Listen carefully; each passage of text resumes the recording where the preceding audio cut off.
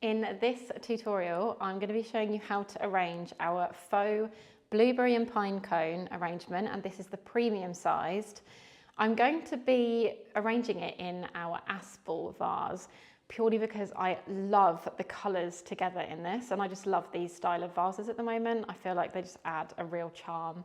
But it does also look great in kind of the Darsham Small or the Nayland or the Ockold if you're after something a little bit bigger, but I personally really love this. It does mean we have to bend the stems down a little bit more, but it's a sacrifice I'm willing to take. So we've got two of the Nordmann firs to start with. So I'm just going to, one way I find it a bit easier to kind of measure up is right against the work surface that I'm working on, and then I get an idea of where to bend the stem. So we don't really want it much bigger than this. This is really perfect as it is. So that means I'm bending the stem around about there. Now that does mean that then that stem is going to poke out the top of the vase if I was to put that in, which is going to look particularly unsightly. So just by bending it back on itself, almost like a paperclip, you've then just created a much more manageable stem to work with. I say this all the time, but honestly, do not be afraid to really bend the stems. They do bend back. If you were to then need this for a larger vase, you just bend it back and you've got a big stem again. So same again for this one. I'm going to get ever so slightly shorter just to create a tiny bit of variation between the heights on these two. I haven't got loads to work with because I don't want to bend it like too low, so that should be about right. Just going to kind of pop that shorter one in front of the taller one, so then you've got like a nice shape going on. Then I'm going to get in the blueberry stem. Now this is the tallest stem. We've got two of these. These are the tall stems that we really need to bend. These ones do bend really easily though. So once again, measuring it up here, I really want this around about there. So this means literally taking it as high as possible and getting that hairpin, and once again bending it back on itself and again. So this is like a 3 hairpinned bend. So hopefully you can kind of see that in there, and then that's going to be much more easy to work with. The key is when you're bending these is to like squeeze them together so that you get like a narrow piece to work with.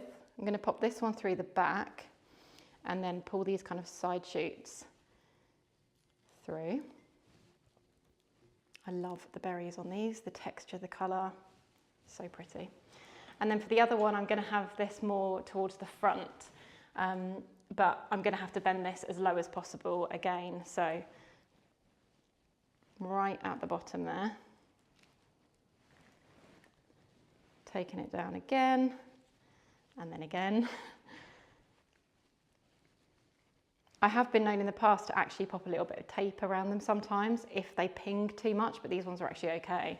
It just makes it easier to kind of take them in and out if you are concerned. So this one's just going to go in more towards the front,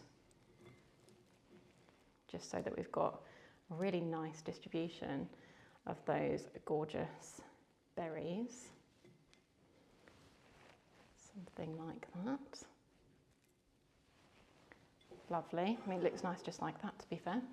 Then I'm going to pop in our cone spray. We've just got one of these, but it's plenty enough, certainly for this vase.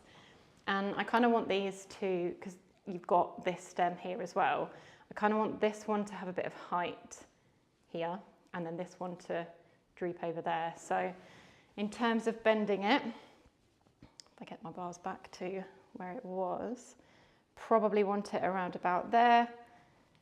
Nice big bend. Bend it back on itself. I'm just gonna kind of put that in the middle of the vase because I don't want those cones to hide. You might have to be a bit forceful at this point to get your stem in, but it's all good. That's perfect actually. Just going to bring that cone slightly forward to the pine cone, the berry. You've just got a nice scattering of them. I'm just using these berries here actually to hide this brown stem, because there's not a lot really going on with it. It's something I do in fresh flowers all the time as well. Certainly for like stems like, I don't know, maybe a poppy, where the stem isn't very interesting, but the flower is, so you just hide it with a bit of a filler, like that. Then we've got the poppy. I feel like these lift the whole arrangement because they're a slightly different colour, they're slightly grey toned, so yeah, they're perfect. We've got 2 of these, and I'm just going to, again, go a little bit taller than that, I think. Yeah, around about there. And you can just tweak all of these lovely poppy heads. You can bring some forward, move some back, and again, you don't, if you can, this is why we put these in at the end, so that you can kind of hide these throughout the foliage that you've already got your lovely foundation for, because it's all about the poppy heads. Lovely, lovely.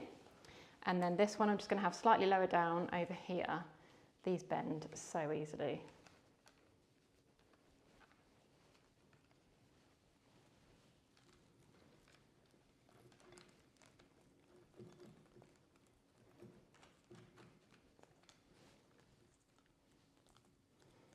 Pulling some back, pulling some forward, just so they feel really like nicely randomly distributed, as if you've just kind of picked this lovely little bunch from your garden. That'd be nice, wouldn't it? And yeah, that's it. It's so, I love this. It's so cute. I don't think I've ever done an arrangement in such a little dinky vase, but I really, really love it. But yeah, thank you for watching. If you do make this, I would really love to see it in your homes. I think it's the perfect kind of coffee table size, or even on like the end of a fireplace. Really cute. Anyway, wishing you all a very, very happy Christmas, and I'll see you soon.